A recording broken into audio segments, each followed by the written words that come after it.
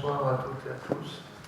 Je remercie l'association musulmane d'Alsace de m'avoir invité et la chance d'interpeller d'éminents spécialistes du dialogue interreligieux. Alors, on va faire bref parce que le temps presse. Le comité d'organisation m'a demandé de faire très bref. Donc, ma première question s'adresse à vous. Et elle a trait au travail que vous faites quotidiennement, tous les jours, concernant le dialogue interreligieux. À titre personnel, qu'est-ce que vous en pensez? Quels sont vos commentaires? Quel est l'impact de ce dialogue à un niveau personnel déjà? Merci de votre réponse.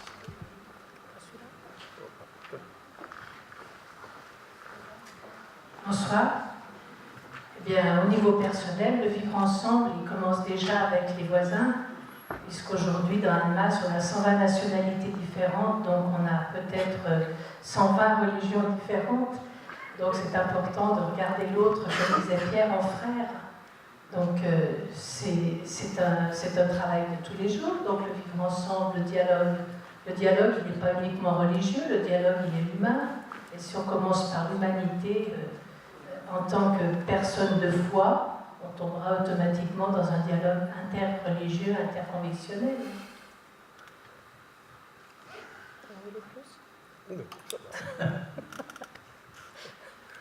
Bonsoir.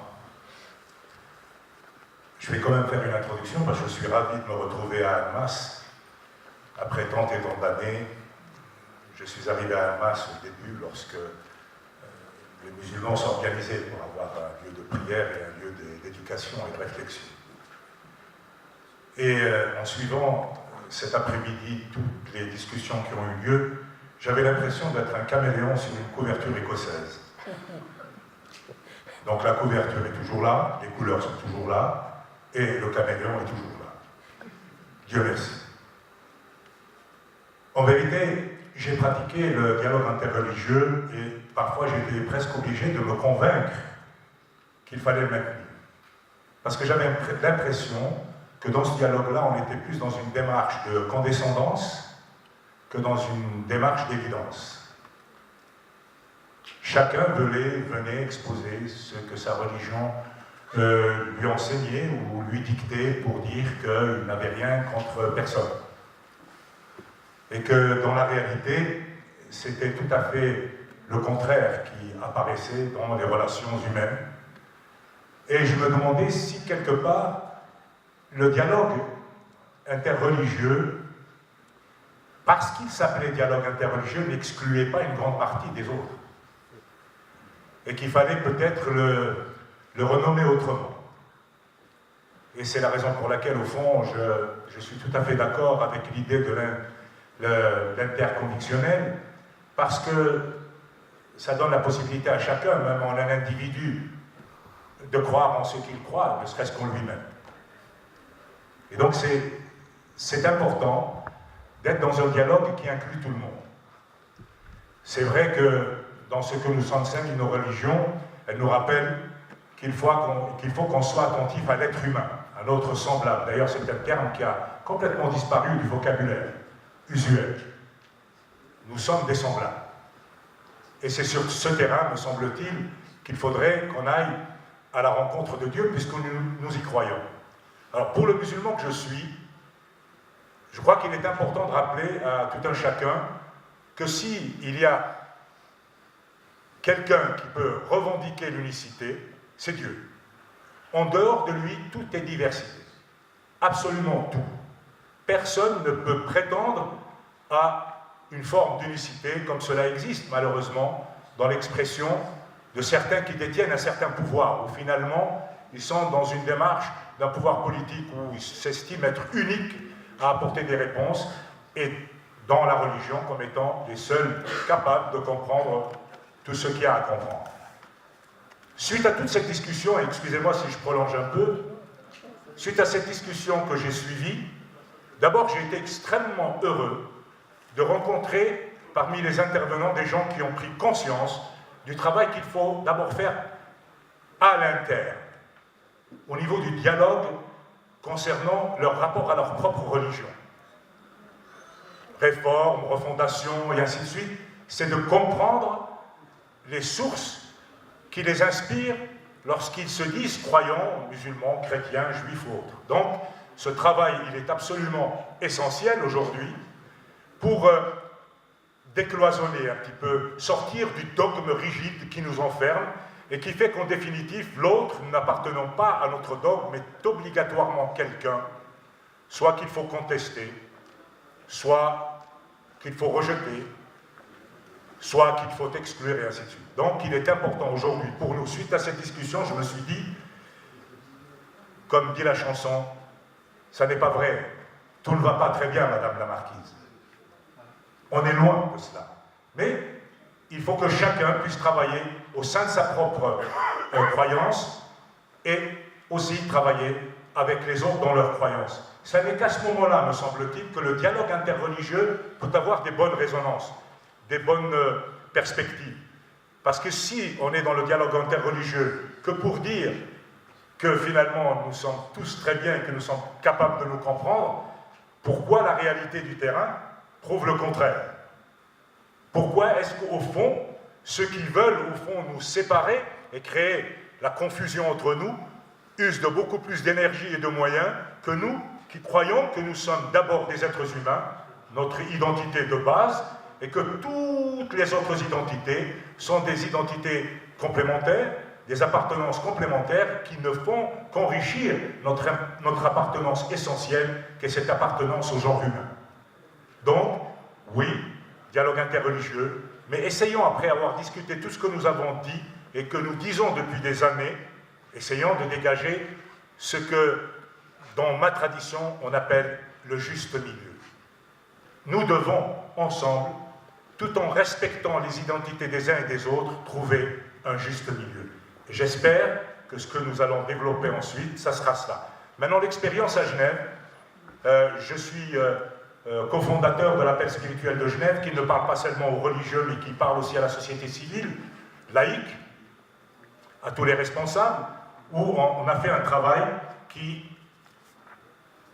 s'appelle l'appel spirituel, où au fond, on demande à ce que les gens n'invoquent pas leur spiritualité, leur religion ou leur pouvoir social pour créer des confrontations, pour créer de la violence. Et de l'autre côté, au sein de la plateforme interreligieuse dont je suis un cofondateur et vice-président aujourd'hui, nous avons développé, je pense que l'expérience d'un côté et l'autre de la frontière est importante parce que nous vivons des espaces différents. L'espace dans lequel je vis à Genève n'est pas l'espace dans lequel vous vivez ici à Annemasse, et je crois que nous devrions profiter des expériences que nous avons les uns et les autres pour dégager des propositions. Et dans le cadre de la plateforme interreligieuse, nous avons développé 9 propositions qui intéressent. Voilà. Merci, on a beaucoup à dire, mais je vais me taire parce que je vois qu'il y a des petits bouts de papier qui circulent. Oui. Merci à vous pour votre écoute. Merci. Merci. Alors donc on était interrogé sur quel était l'impact dans ma vie quotidienne, sur le plan de notre communauté de foi, de la vie dans le groupe islamo-chrétien que je vis depuis plus de 10 ans. Qu'est-ce que ça m'a apporté? J'ai eu ce bonheur de vivre pendant 1 an en Palestine, à Birzeit, à côté de Ramallah, avec mon épouse. Donc je suis rentré davantage dans le monde musulman que je connaissais déjà sur notre agglomération. Et donc, ces rencontres que nous avons vécues et cette amitié qui s'est tissée pendant 15 ans, ben, ça m'a permis d'aller à la rencontre de mes peurs et de mon ignorance par rapport à la foi de mes amis musulmans. Et donc, dans le chemin que je vis au jour d'aujourd'hui, c'est vraiment d'aller à la rencontre de ce que vivent nos frères musulmans et de découvrir avec joie la richesse de leur foi et combien elle rejoint la mienne dans l'amour des autres. Le regret que je porte, et que certainement nos amis du groupe islamo-chrétien, c'est de voir que ça n'entraîne pas un mouvement de foule dans nos communautés chrétiennes. Nous avons pu encore le vérifier dans la célébration du 15e anniversaire, ainsi que dans une super conférence qu'on a eue à Saint-Martin Luther King. eh bien, on pouvait se compter sur les doigts de la main les membres de notre communauté chrétienne qui étaient là. Donc voilà le déficit. Ensuite, comment le modeste chemin m'apporte pour pouvoir être un bouclier contre la montée des extrêmes? Eh bien, parce que, avec l'aide de mes amis musulmans et de mes frères et sœurs chrétiens, comme mes frères musulmans, eh bien, ils m'ont permis d'entrer en profondeur dans la connaissance et à ce moment-là, de pouvoir parler avec des hommes et des femmes qui ont leur vision de leur foi musulmane, chrétienne, avec leur compréhension, leurs préjugés, mais par le fait que j'ai pu pénétrer en profondeur, je peux en parler calmement, sans rentrer, je dirais, en conflit. Merci. Je passe rapidement à l'autre question qui a trait aux médias. Et en effet, les médias envahissent tous les espaces, qu'ils soient politiques, culturels, éducatifs.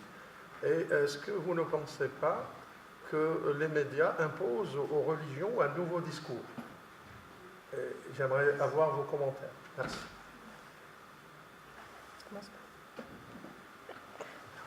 Oui, moi je pense que les médias ne sont pas formés. Les médias ne connaissent absolument rien, enfin rien, entre guillemets, sur les religions. Et il y a beaucoup d'erreurs qui sont faites. Et comme bien entendu, on prend toujours un petit mot qui est dit par-ci, par-là, pour en faire une généralité. Et ensuite, on va broder, on va dire des choses qui sont absolument inexactes. Moi, je pense qu'un journaliste devrait être spécialisé dans une religion pour parler d'une religion, parce que pour connaître l'ensemble des religions, ça doit être assez compliqué. J'ai essayé de faire quand même une étude un petit peu de toutes les religions majeures qui sont connues dans le monde. C'est un travail sans fin, puisque en plus il y a des évolutions. Et pour pouvoir en parler correctement, il faudrait vraiment être je sais pas, quelqu'un qui a travaillé pendant 20 ans sur chaque religion pour arriver à en parler correctement. Et les journalistes, ils ont beaucoup de peine. Et pour eux, il faut qu'il y ait quelque chose qui claque. Et dès que ça claque, on a vu le jour où on a fait venir le père Aucou avec l'imam de Bordeaux. À ce moment-là, il y avait eu des problèmes, de très graves problèmes en France. Donc on ne va pas les nommer, puisque moi j'ai horreur de parler de la haine. Mais à ce moment-là, à la salle Martin Luther King, on avait 400 personnes. Et là, parce qu'on voulait parler de nos 15 ans et de ce qu'on avait vécu de beau, on s'est retrouvé avec 30 personnes. Donc est-ce qu'il faut vraiment qu'il y ait de la haine et du sang pour que les journaux parlent de choses qu'on a construites depuis 15 ans et qui sont vraiment... je pense que sur Annemasse, il y a quand même une soixantaine, à peu près 60 000 habitants dans l'agglomération.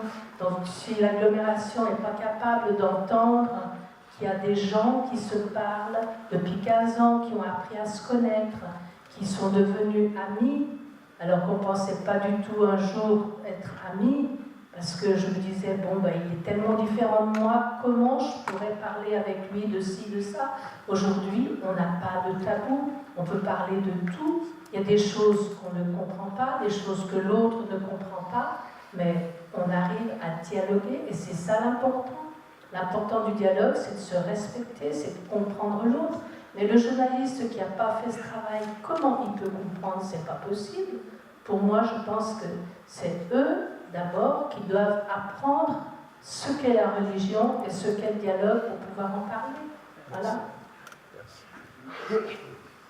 Très bonne question, mais je dirais que nous avons les médias qu'on mérite. Oui, on a les médias qu'on mérite. Je n'aimerais pas me faire l'ennemi de tous les gens des médias parce que j'en ai des amis parmi eux, des amis qui font leur travail de manière très sérieuse, ils font de l'investigation, ils cherchent, ils essaient de comprendre. Il y en a d'autres, bien sûr, qui font partie des médias de scandales et de choses complètement anodines qu'ils brodent et puis qui leur apportent de l'argent. Il ne faut pas oublier que les médias vivent avec de l'argent. Et il ne faut pas non plus oublier que les médias font partie du système et qu'ils sont un pouvoir aussi.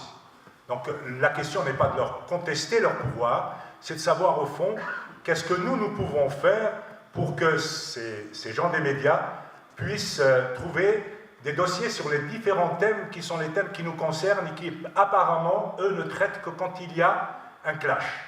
Donc nous devons travailler, faire un travail de fond et d'éducation à l'égard de ces gens-là, en leur apportant un maximum de dossiers dans les différents journaux que vous avez ici, par exemple. C'est à vous de donner la substance nécessaire pour que le journaliste puisse aller chercher des informations dans les documents que vous avez fournis. Et les médias travaillent aussi dans un rapport étroit aux interlocuteurs, sachant devenir de bons interlocuteurs des médias, afin qu'il y ait une confiance, entre guillemets, qui passe entre le journaliste et l'interrogé. Donc il me semble que nous devons, nous aussi, un peu apporter une part d'éducation à ces médias qui, eux, sont friands de développer une économie basée sur l'ignorance sacrée. Et vous savez combien aujourd'hui nos religions ont sécrété cette ignorance sacrée. Merci. Pour faire suite à ce que tu viens de dire, nous avons donc eu cette conférence lors du 15e anniversaire, le repas convivial et la conférence du soir. Et bien c'est moi qui ai fait le journaliste. Nous avions 3 médias que nous avions invités. Un seul s'est déplacé, c'est le Faucigny. Et c'est lui qui a rendu remarquablement compte de cette journée conviviale et de la conférence.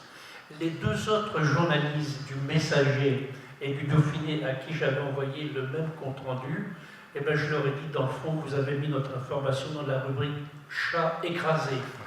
Je leur ai dit, dans le fond, vous n'avez pas été en capacité de dire les chemins d'espérance qu'on est en train de vivre dans notre ville. Alors voilà. Le deuxième point que je dirais, effectivement, la société française vit dans la peur avec tout ce qui s'est passé, les tragédies, la guerre avec Daesh et tout ça. Et donc on est dans un climat comme celui-là qui empêche totalement de connaître, de dire, mais dans le fond, quelles sont nos foi profondes qui sont au service de l'homme. Alors donc, je me dis, il faut poursuivre ce travail patiemment. C'est dans la patience et la prière et la conviction de ce que nous disons, notre foi dit cela au service de l'homme et au service de Dieu. Merci. Je passe rapidement à l'autre question, tout aussi importante, et qui a trait aux faits religieux et à son enseignement à l'école. Il est vrai qu'il y a une déculturation religieuse importante, même patente. Est-ce que vous êtes d'accord ou non pour que le fait religieux soit enseigné, et de quelle manière? Est-ce qu'il faut favoriser une approche confessionnelle ou une approche historique? Merci de répondre à cette question. Alors pour moi, le fait religieux, c'est impératif. Il faut absolument que nos enfants connaissent les autres religions. Ils sont confrontés journellement avec des enfants d'autres religions. On ne parle pas de religion à l'école parce que c'est interdit au niveau laïque. Tu n'as pas le droit de parler de ta religion, Nathan. Moi, j'ai travaillé 38 ans sur les chantiers, j'ai toujours parlé de ma religion avec tous les gens. Je suis encore vivante. Hein. Alors, je ne comprends pas cette peur, et je pense que le jeune musulman a moins peur que le jeune catholique. Le jeune catholique, à mon avis, il est plus bloqué. Mais pourquoi? Mais c'est vrai que l'enseignement est absolument important. Mais c'est pas une catéchèse qu'on veut, c'est un enseignement. C'est que les enfants connaissent qu'il y a d'autres religions, et qu'il n'y a pas seulement les 3 religions monothéistes, qu'il y a d'autres religions qui existent, et que ce soit vraiment quelque chose d'impératif. Moi j'ai vraiment le souvenir de notre fille, quand elle est arrivée au bac, elle m'a dit, mais tu sais maman, eh ben, je te remercie de m'avoir fait apprendre le caté, parce que franchement au niveau littérature, je suis loin devant tous les autres, hein, parce qu'ils ne connaissent rien. Et c'est vrai que si on prend la littérature française, quand vous arrivez en première, en terminale, eh bien, il y a énormément de textes qui sont relatifs à la religion, puisqu'on est quand même d'une civilisation judéo-chrétienne. Donc, voyons ça. Je pense que savoir quand même un minimum, on ne demande pas de les convertir, c'est pas du prosélytisme qu'on veut faire, mais c'est de la connaissance de l'autre. On connaît bien tous les départements français, on connaît tous les pays d'Europe, les pays du monde. Pourquoi on ne connaîtrait pas toutes les religions? Alors, mais voilà, il faudra trouver de nouveau des professeurs qui sont capables d'enseigner, et d'enseigner justement sans faire de prosélytisme, donc expliquer l'origine de la religion, historiquement, comment elle s'est faite, comment elle s'est développée, et puis comment on en est aujourd'hui. On ne va pas demander quels sont les rites, ce qui se passe. À ce moment-là, l'enfant, s'il veut savoir autre chose, il peut aller dans une église, dans une mosquée, chez les bouddhistes, pour apprendre. Voilà, merci. Merci. J'ai beaucoup œuvré avec d'autres pour ce que l'on appelle le fait religieux. Mais en vérité, chemin faisant, on s'est rendu compte que c'était mal compris ce que l'on appelait le fait religieux. On retenait plus le religieux que le fait. Et donc, obligatoirement, au niveau de ce qui se passait au sein de l'école publique, où il y a quand même des laïcards purs et durs qui survivent à mai 68, je veux dire, eh bien c'est un peu difficile de leur faire admettre le fait que de nouveau le religieux ou l'enseignement du religieux puisse rentrer de nouveau déranger dans la fonction publique et l'enseignement en particulier. Ce qui me semble être important, c'est de développer ce que j'appellerais un enseignement de l'histoire des religions. L'histoire des religions, parce que qu'on le veuille ou non, dans tout ce qui est philosophie, art, littérature, il y a une interpénétration, qu'on le veuille ou non.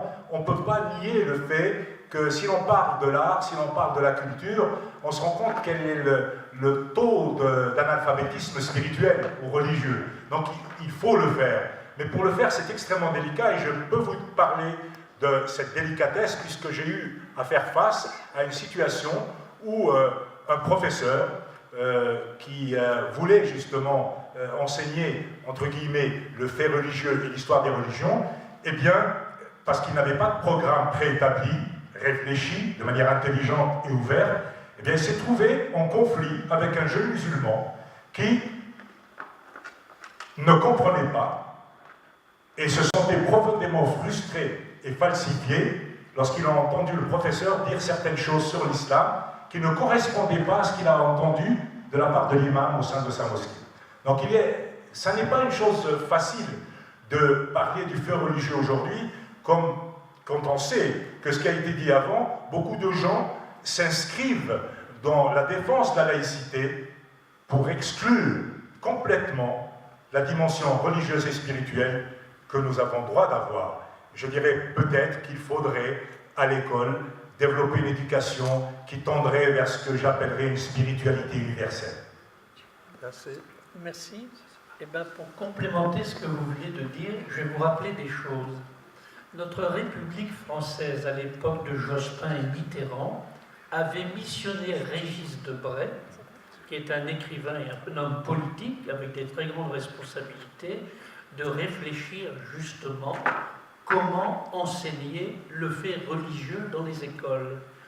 Cet homme est agnostique, mais cet homme avait bien reconnu ce dont nos sociétés aujourd'hui avaient besoin pour connaître notre culture.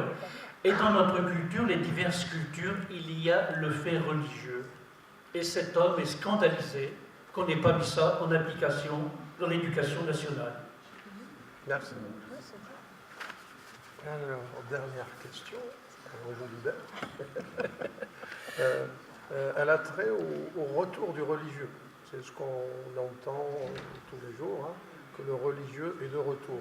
Gare à vous.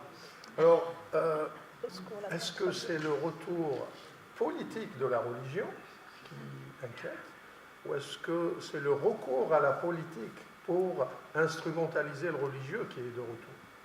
Merci de nous donner vos commentaires. Alors moi, je pense qu'on est en train d'inventer une religion, on invente le laïcisme. C'est vraiment la religion à la mode. Parce que si on est laïque, à ce moment-là, on n'enquiquine plus personne, mais comment on ne sait pas ce que ça veut dire, laïque? Ça devient... Non, mais c'est le retour du religieux. Moi, je pense que le religieux, il a toujours été là, mais on ne sait peut-être pas voir, parce que comme les chrétiens, on nous a fait la remarque un soir dans une rencontre islamo-chrétienne qu'on n'était pas visible les chrétiens. Mais non, c'est pas marqué sur mon front, je suis chrétienne, catholique, romaine.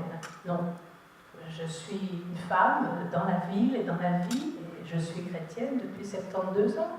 Mais il y a beaucoup de gens comme moi, on ne les voit pas, mais je pense que le religieux, il est toujours là.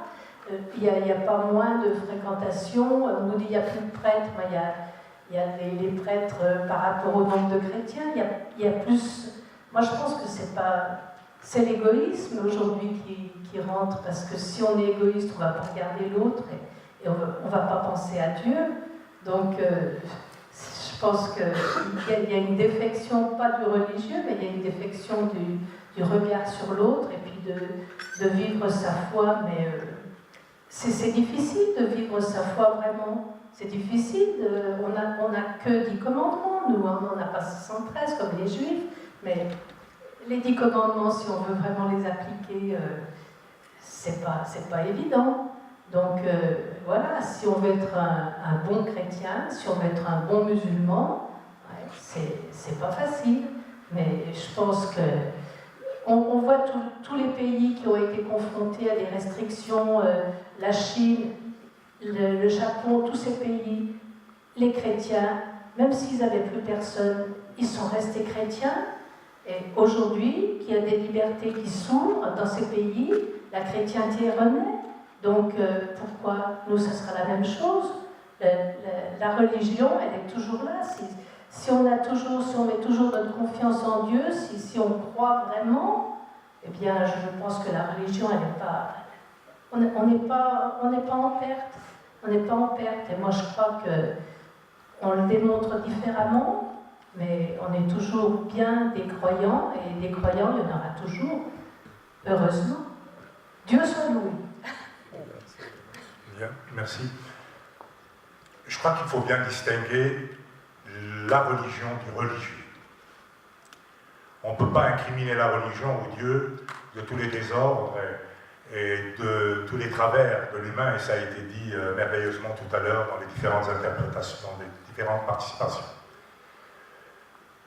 Le musulman que je suis, et qui est souvent taxé d'être celui qui ne sait pas faire la distinction entre sa foi, sa spiritualité et la politique, s'élève contre certains mouvements qui veulent absolument idéologiser le spirituel et le religieux. Et je le dis avec clarté, plus je comprends ce en quoi je crois et ce que contient le Coran, plus je me rends compte qu'en définitive, il y a deux choses à comprendre, c'est séparer. Je ne dis pas cela dans une séparation de déchirement, séparer la mosquée du pouvoir. Ça ne veut pas dire qu'ils n'ont pas de relation, mais il ne faut pas qu'il y ait des confusions, parce que le pouvoir politique a à gérer une cité dans laquelle il y a une diversité. L'imam ou l'érudit religieux, de quelque obédience qu'il soit, est celui qui apprend lettre à lettre d'embellir son âme. Et en l'aidant à embellir son âme, il lui apprend à prendre action dans la cité et dans sa diversité. Faire cette confusion, c'est finalement s'enfermer sur une citadelle religieuse qui nous coupe des réalités de la société. Personnellement, je crois que l'islam et les musulmans doivent vraiment retourner au cœur du Coran et comprendre que ce qui est important, c'est ce que dit d'ailleurs le verset, et je vais le paraphraser comme cela, Dieu ne nous demande pas de rester longtemps dans la mosquée, mais d'être plus longtemps dans la société. Et qu'en définitive, l'énergie que nous avons prise au niveau de notre foi, de notre spiritualité, nous devons la partager avec les autres, quels qu'ils soient au sein de la société. Donc, soyons bien clairs dans notre engagement religieux et soyons conscients que ce qui est politique, c'est la manière de gérer la cité. Et faire une confusion comme celle-là, eh bien, on tombe dans cet excès qu'ont certains d'instrumentaliser la religion pour installer et pour concrétiser leur pouvoir. Merci. Pour aller dans ton sens, je rajouterai deux aspects de notre foi chrétienne. Ce qui fonde notre foi. Pour nous les chrétiens, qu'est-ce qu'il nous y dit? Recherchez la justice. Et une autre parole, la vérité vous rendra libre. Eh bien, ces actions, ça a quelque chose de perturbant dans nos sociétés. De dire on va rechercher la justice. Quand on voit comment le monde est organisé, quand on voit comment est le monde économique, politique et tout cela, rechercher la justice, c'est aller au fondement de l'injustice. Et parce qu'on l'a révélé en vérité, ça nous rend libre et ça déstabilise tout le monde. Or, si on est invité à ça, mais c'est pour permettre que l'homme puisse vivre vraiment et ne soit plus esclave de ce qui l'opprime. Si vous permettez, je voudrais juste ajouter autre chose. Quels que soient les systèmes, quels que soient les pouvoirs, qu'ils soient religieux ou qu'ils soient politiques, chaque être humain, comme il a été dit, est responsable de ses actes. Et donc, en principe, nous sommes tous les voisins les uns des autres. Personne ne nous interdit d'être bons avec nos voisins de droite et nos voisins de gauche. Et dans la tradition, en principe, il faut s'enquérir de l'état de nos voisins à 40 à partir de la droite et 40 à partir de la gauche. Si nous étions conscients de cette responsabilité que nous avons à l'égard des voisins avec qui nous vivons, eh bien, quel que soit le pouvoir contraignant, qu'il soit religieux ou politique, eh bien, on serait des êtres humains conscients que nous ne sommes rien d'autre sans l'autre, à qui nous devons apporter notre solidarité et notre fraternité. Merci pour cette belle parole de fin. Merci. Et merci à vous.